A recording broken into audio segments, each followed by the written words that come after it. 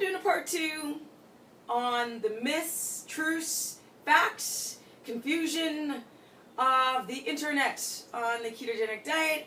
It's the early in the AM and I got some energy. I really do. I'm feeling fantabulous at age 48. Had my birthday in Ecuador, and it feels so friggin' awesome to be almost 50! Yes! And I'm just going to keep building the business. As I said before, the lights diffuse, but I couldn't feel more healthy. And I just can't wait to keep getting it going each year. My mother was like, Steph, do you feel that the time is going by and it's scary? And I go, well, maybe from 30 to 45. I was like, oh my God, I'm just getting older.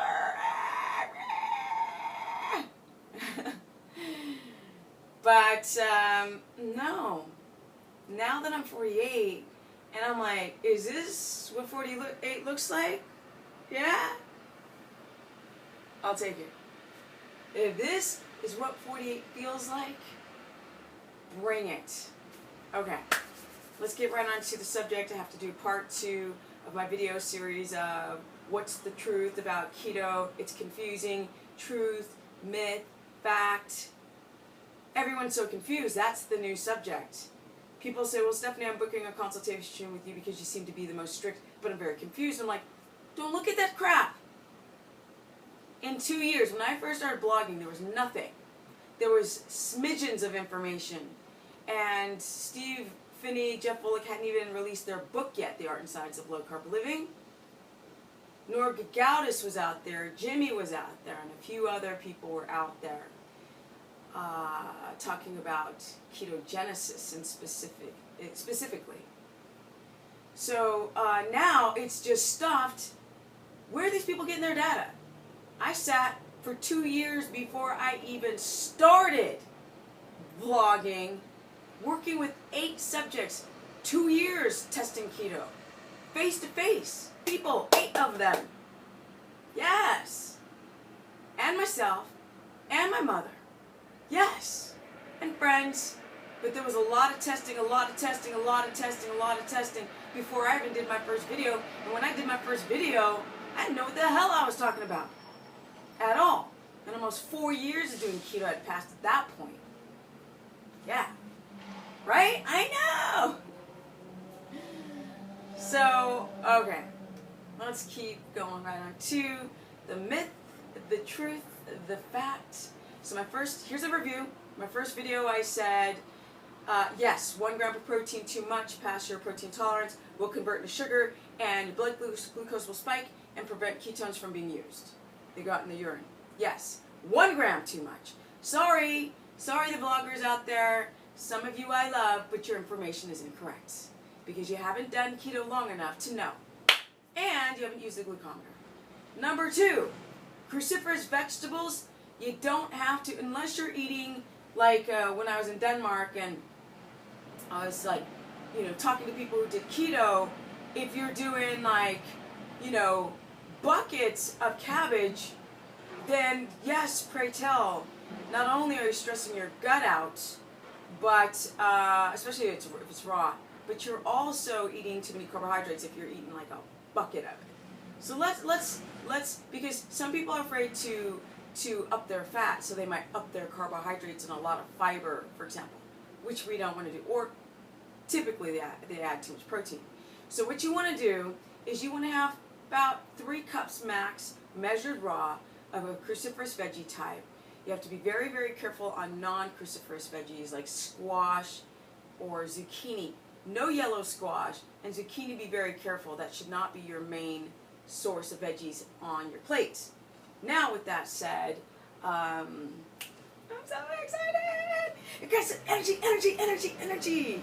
And I can't wait to do more adventure stuff, right? More dirt biking, more martial arts, more just anything, more skateboarding. I need to get myself out to the ramp because it's been a hot minute since I've done a little skateboarding. At the age of almost 50 with a busted knee, 10 surgeries on my left knee. Yes, 10. But I digress. So here we go. We don't want to go over 1 gram, so that's the review. And I said for men, keep it under 100, closer to 80, 70, 80. For women, we want to get between 50 and 65. And the exact number comes down to exactly your tolerance to, yes, it's your tolerant level to your protein, which you have to test by using a dual glucometer, test in the morning, fast on an empty stomach. Plus, you need to do a journal so you understand your physical reaction to everything. The correlations, the red threads. Okay, what else? The fat. So the review on the fat was jump it up 200 grams. I've done many tests where when people have it at 150, they're not adapting. They're not adapting like a diaper. No. A nappy? They're not adapting when their fat gets too low, even for the women who are small. Now, I want to do a video on if you get fat doing the ketogenic diet. That's the next one. I got to seriously point that out, that people don't understand that getting fat has something to do with insulin from carbs, from stress, and not fat itself. So that's a real confusion focal point of doing this whole lifestyle, and that women are like, oh my god, I'm just getting bigger, this isn't for me. And I'm like, no, it's not for you, because y'all give me a headache. You know, keto is not for the faint at heart. Keto is for the warrior, the person who's willing to cross that bridge over to ketosis land. Yeah, that's what keto is for. The person who is patient and is paying attention and asking the big question, who, what, where, why, and how. Don't look at before and after pictures online. They're bullshit. They're garbage. They're subjective. You don't know what's going on with that individual. I talk to people every single day, and everybody's got some kind of health problem. Everybody. Everybody. And those problems, they hinder your keto adaptation. And they might lengthen how long that you will have to keto adapt. Especially something as simple as starvation mode or leptin resistance, right? Or being very efficient at storing fat. Very efficient fat storing cells, not fat. This whole thing people don't understand. Your cells divide, and you train them to divide because your glucose is high, your insulin is high. Now me, I was very lucky. I did not train my fat cells. So when people are like, you've never been fat. No, I haven't. Because I worked hard on not getting my cells to divide and create generations of storing. So if you have, you can fix that. You just got to work real hard at doing it. Well, they won't become smaller. I mean, they can become smaller in size, but you won't get rid of them. You just have to be very careful with your insulin. That's the key. Insulin's the key on keto. So what else? Truth, myth, fact, lies, perceptions, misperceptions, potions, this prove it, and Ketopia, garbage, expensive, wipe your ass with that product. Why aren't we teaching people how to literally to connect with themselves, to be grateful for what you have? Why does everything have to be so instant? Here's this great primal way to reset the body, and now we're trying to sell dumb-ass products. Really? No. Keto salts do not get you into ketosis. And they're like, but they could help if you have disease. No, they can't.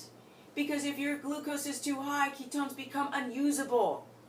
So they're expensive products that are useless.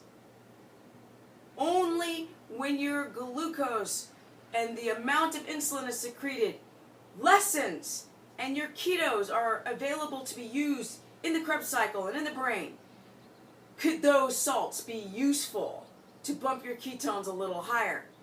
But at the same time, that if your ketones get like 4 or 5, they're not usable.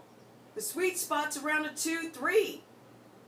So don't waste your money on that. And sorry, companies, I ain't here to lie to people. I'm here to piss people off by telling them the truth. And that's the truth. Because if your ketones spike and your glucose is high, You ain't in ketosis. You ain't gonna get the business, even though the light's diffused.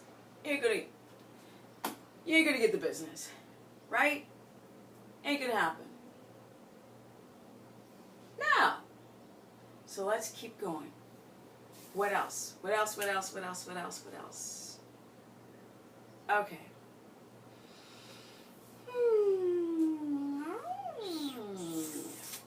Okay. So we've got your fats at 200 or higher, 300. There's no limit to fat. Fat slides through your arteries. Sugary stuff sticks. That's called advanced glycation end product. Glycation of your cells, which is the destruction of the protein of your cells. Yes, I've mentioned it before. But like I said, keto is, unless we start, unlocking DMT and getting into pineal gland, look, is keto basic 101. It is not that complicated. Basically, what you guys want to do is you just want to follow simple instructions, and that's why I want to do truth, myth, fact video. The confusion of what is the truth. There's so much misinformation on the internet. So what else? We've got our protein, and we want fatty protein. Don't eat shrimp and lobster and tuna and lean meats. You want the fat. If you're gonna have lamb, you have to have the fattiest cut of lamb. Pork belly is great. Pork belly because the leg has a little bit, the bacon has just a little bit more protein. And yes, you have to look at the grams of protein if you buy bacon itself. There's a website called US Wellness Meats. They're fantastic.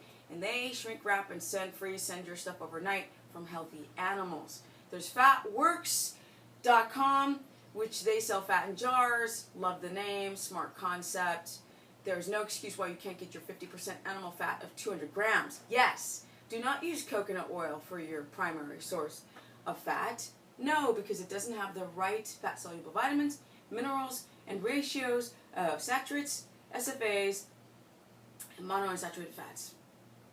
It is what it is. We need to eat animals because we are still hunter-gatherers. Yes, our body doesn't know we're in the modern time. So truth, myth, fact, what is the truth? When people first do the ketogenic diet, this is what I notice. Some people get low glucose and they get ketogenic numbers. And then about the 5th day, the glucose spikes. So you're either in that category, or you're in the category of super high glucose, over 100, and then if you're diligent and you're patient, you will watch that glucose drop over time. A lot of people don't last. Their glucose doesn't drop and they obsess and fidget with the scale, with the mirror, and with their glucometer. That's a problem. Because all it takes is 3 minutes of gluconeogenesis to raise your blood sugar back up and prevent ketogenesis from taking place. It's a system. Keto goes in chunks, right? 3 months, 3 months, 3 months. And to really be highly keto adapted, you gotta wait a year. Forget this 3 months nonsense. You want to really change your life forever? Do this stuff for a year. How's that for your HCG diet and carb backloading and carb night and warrior diet and all this stuff? Because I'm saying do it a year. And the people who are willing to do their due diligence and their research and be disciplined and not step on the damn scale and not do keto because they want to lose weight? No. For people who want to get their health in order, fat loss and getting your HPA and your hypothalamus, pituitary, thyroid, adrenal, gut, reproductive system, and muscular system in order, the GLUT4 receptor sites to get happy, those are the people that highly adapt. And as time goes by, you can manipulate your genetics to age backwards. Yes, breathalyzers don't work. I'm almost up on my 14 minutes. I know, lots of talking. Breathalyzers don't work. No caffeine, no cheese, no friggin' alcohol, not even every once in a while. No cheating, no cheat meals. No nuts, allergens. I don't even care if you soak them. You still don't get the phytic acid out of them. Caffeine screws up your adrenals, tyrosine, vitamin D out the toilet. And cheese, casein, guys. Come on. We should know better. The milk proteins. You just Google it. Okay, guys, want to learn more? Go to StephaniePerson.com. Stephanie the Business Person, my Facebook fan page. Where are we? Oh, or Stephanie Ketogenic on my Instagram. Hey!